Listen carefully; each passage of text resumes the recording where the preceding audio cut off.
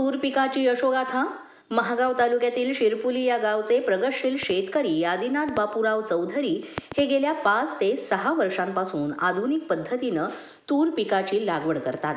कापूस आणि सोयाबीन या पिकांना मिळत नसलेला भाव आणि शेतकऱ्यांच्या नजरेत दुर्लक्षित असलेल्या तूर या पिकाला त्यांनी आपल्या शेतामध्ये मुख्य पिकाचा दर्जा दिलाय.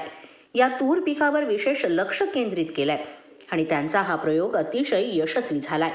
प्रगतशील शेतकरी आदिनाथ चौधरी यांच्या शेतामध्ये तूर पीक अतिशय सुंदर बहरलेलं आहे आणि त्यांना चांगल्या उत्पन्नाची अपेक्षा आहे. मराठी 9 न्यूजचे संपादक सचिन उबाळे यांनी प्रगतिशील शेतकरी आदिनाथ चौधरी यांची घेतलेली ही विशेष मुलाखत. नमस्कार. आज आपण महागाव तालुक्यातील शिरपुली या गावामधील शेतशिवारामध्ये आहोत. येथील शेतकऱ्यांनी आंतरपीक म्हणून तूर पिकाची लागवड केलेली आहे. अतिशय सुंदर असं तूर पीक इथं बहरलेलं आहे आणि या पिकाविषयीची माहिती आपण शेतकऱ्याकडून जाणून घेणार आहोत. दादा, सर्वप्रथम तुमचा परिचय मराठी 9 न्यूजच्या श्रोत्यांना द्या. नमस्कार, मी आदिनाथ बापूराव चौधरी, महागाव तालुक्यातील शिरपुली येथील रहिवासी आहे. आपण पाहतो की कापूस असो किंवा सोयाबीन या पिकामध्ये आपण दरवर्षीच तूर या पिकाची लागवड करतो आणि तुम्ही या पिकाची लागवड कधी केली, म्हणजे किती तारखेला केली? नाही, माझं साधारणतः मी कापूस तर 8-10 वर्षापासून घेतच नाही. कारण शेती हा एक तर उद्योगासारखा समजण्यासारखं काम झालं आजकाल. कारण प्रत्येक गोष्टीत मजुरीचा खर्च, बियाण्याचा खर्च, औषधीचा खर्च वाढत आहे.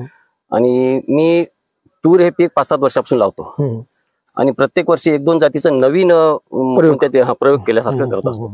माझी या शेतामध्ये 7 एकर तूर आहे. कधी लागवड केली या तूर पिकाची? ही 17 जूनला मी लागवड केलेली आहे.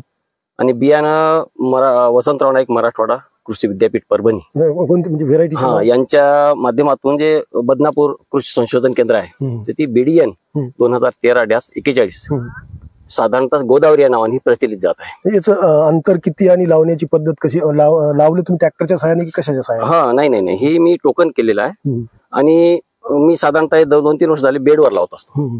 आणि 2 बेड तुरीचे आणि 2 बेड सोयाबीनचे, असं मी म्हणजे सोयाबीन मध्ये तूर पीक आंतरपीक नाही, मी तुरीला मुख्य पिकाचा दर्जा देत असतो. तुरीला मुख्य पीक आणि सोयाबीन दुय्यम दर्जा. सोयाबीनची मी जात तेवढी पाहत नाही कोणती पेरायची, फक्त तुरीचं नेहमी चॉईस करत असतो. किती वर्षापासून तुम्ही हा प्रयोग करता? मी दरवर्षी साधारणतः 5-6 वर्षापासून तुरीचा आणि बेडवर प्रयोग करतोय. किती हेक्टरवर लागवड आहे तुमची? माझी आता या शेतामध्ये 7 एकर आहे आणि तिकडे 7-8 एकर आहे. वाहन कोणतं आहे? पूर्ण एकच की वेगवेगळं? नाही, वेगळे आहेत. याच्यामध्ये BDN 716 पण आहे आणि ही गोदावरी पांढरी जात आहे आणि दुसरं सुद्धा फुलेचं राजेश्वरी एक जात आहे. आता तुम्ही सांगता की गेल्या 5 ते 6 वर्षापर्यंत तुम्ही हा तुरीचा प्रयोग करता. काय उत्पन्न आलं तुम्हाला आतापर्यंत? साधारणतः दरवर्षी शेवटी वातावरणावर आहे. सर्व व्यवस्था केल्यानंतर वातावरणामध्ये जर योग्य साथ दिली वातावरणाने तर 8-10 पर्यंत नक्की 8-10 क्विंटल पर क्विंटल. आणि मग सोयाबीनचा काय ॲव्हरेज झाला तुम्हाला? याच्यामध्ये सोयाबीन 6 पर्यंत आला. म्हणजे मुख्य पीक सोयाबीन नव्हतं, त्यामुळे तुमचा फोकस हा तुरी पिकावर. आणि तूर पिकाचं नियोजन करते आपण पाहतो की मर असो उधळी असो, याला मागच्या 2 वर्षापासून तूर भरपूर प्रमाणात बळी पडत होती. याचं नियोजन तुम्ही कसं काय केलं? ते साधारणतः बऱ्याचशा जाती या दिवसेंदिवस वातावरणाच्या बदलामुळे म्हणा मर रोगाला किंवा उधळी म्हणतो आपण, त्याला हमखास बळी पडत आहेत. त्याच्यामध्ये ही जात म्हणजे संशोधित केल्याप्रमाणे ही ओलिताची जात आहे, म्हणजे पाण्यावर येणारी. जशी पांढऱ्या तुरीमध्येच BDN 713 एक जात आहे, पण ती कोरडवाची आहे. आता आपण पाहतो की तुमचं तूर हे पीक अतिशय सुंदर बहरलं.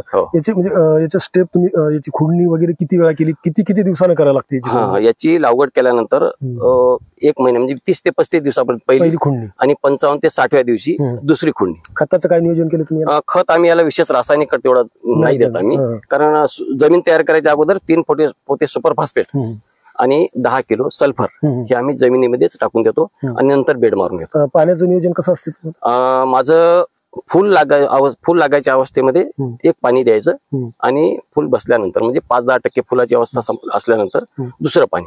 आपण पाहतो की शेतकरी तूर या पिकाकडे आतापर्यंत दुय्यम पीक म्हणूनच पाहत गेला किंवा एक पिकाच्या बाबतीत उपेक्षितच तुरीचं पीक होतं, परंतु या 2-4 वर्षात अतिशय सुंदर असं तुरीचं पीक जे आहे शेतकरी घेत आहेत. तर तुमचा अनुभव काय असेल? नाही, मी पण तेच केलं ना, कारण शेतीला शेवटी बाकी सर्व व्यवसाय झाले, शेतीला व्यवसायाकडे कोणी हेच करत नव्हतं, लक्ष देत नव्हतं.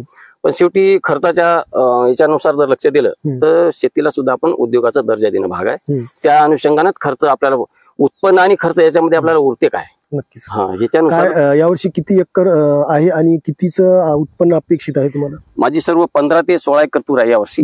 आणि अंदाजे 7 ते 8 काही क्षेत्रामध्ये, आणि हे गोदावरी तर 10च्या आसपास येत. आणखी अनेक शेतकऱ्यांचा तुम्हाला फोन वगैरे येत असेल या संदर्भात? हो हो हो, बरेच शेतकऱ्यांचे येत आहेत, कारण माझा गोदावरीचा पहिलाच वर्ष आहे. त्याच्या अगोदर कोणतं व्हेरायटी घेत गेली? 716 होती माझी. तिचं कसं काय?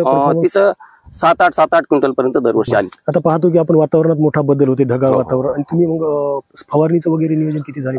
माझ्या आतापर्यंत 4 फवारण्या झाल्या, आणि प्रत्येक फवारणीत बुरशीनाशक आवश्यक आहे, कारण पाणी पडून गेल्यानंतर आळवणी वगैरे करायचं काम? हो, 2 वेळ मी आळवणी केलेली आहे ट्रायकोडर्मा मायक्रोरायझाची, आणि 1 महिन्याच्या अंतरानं पहिली आणि 2 महिन्याच्या अंतरानं दुसरी. नक्कीच आपण पाहू शकतो की ज्या यवतमाळ जिल्ह्यात कापूस हे प्रमुख पीक होतं, परंतु शिरपुली येथील प्रगतशील शेतकरी आदिनाथ चौधरी यांनी गेल्या 3 ते 4 वर्षापासून तूर पिकामध्ये वेगवेगळे प्रयोग केलेले आहेत. आणि आज आपण पाहू शकता की त्यांच्या शेतामध्ये जे आहे अतिशय सुंदर असं तुरीचं पीक बहरलेलं आहे.